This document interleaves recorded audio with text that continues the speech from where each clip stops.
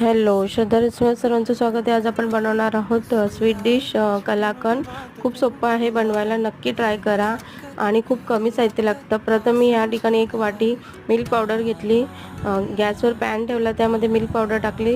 नंतर milk powder टाकल्यानंतर लगेच त्यामध्ये आपल्याला कंडेन्स मिल्क टाकायचं आहे, छान मिक्स करायचं। ते मिक्स झाल्यानंतर त्यामध्ये आपल्याला पनीर क्रश करून टाकायचं आहे।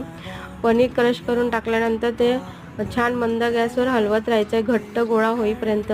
नंतर आपल्याला ज्यामध्ये सेट करायचं आहे त्या डब्याला तुपाने ग्रीस करून घ्यायचं आणि त्यामध्ये ते आपण कलाकंद बनवलेलं आहे ते सेट होण्यासाठी त्या डब्यामध्ये काढायचं किंवा तुम्ही डिशमध्ये सुद्धा काढू शकतात आणि छान ड्रायफ्रूटने सेट करायचं आणि त्याच्या वड्या पाडून घ्यायच्या आणि फ्रीजमध्ये ठेवून द्यायचं 2 तासासाठी। 2-3 तासाचं सेट होण्यासाठी नक्की ट्राय करा, खूप इझी आहे, खायला पण खूप छान लागतं। चॅनलला लाईक